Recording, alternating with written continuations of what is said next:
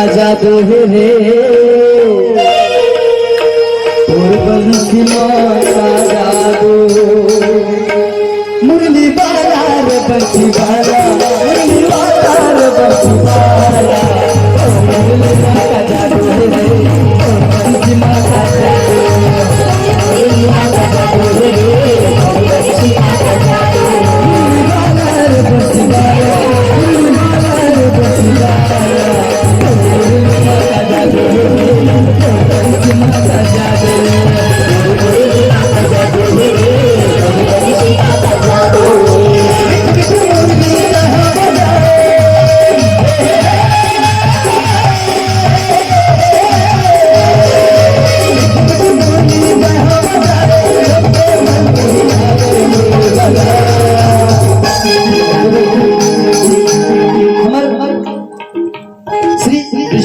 पुराना महायज्ञ हुआ था और विष्णु जी कृष्ण जी क्यों उतार ले है ना कृष्ण जी क्यों उतार ले है ना नहीं देखा अरे थोड़ा जोर से बोलना चाहिए लेकिन ले ऐसे कहा तो कार्तिक का माइक में बोला तो धीरे धीरे तक आवाज आती है ना पूरा आवाज आने तक क्या बोलना है मुरली का बंसी बाला मुरली बाला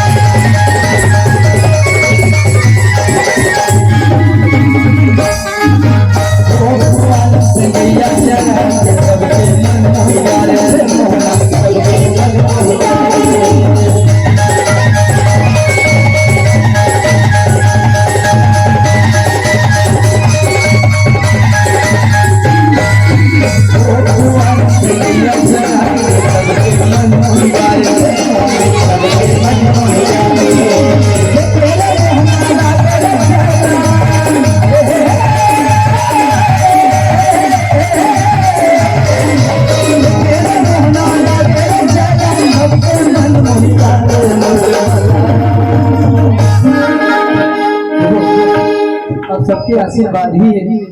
कि हम 4 में गाँव था जिनमें आसानी से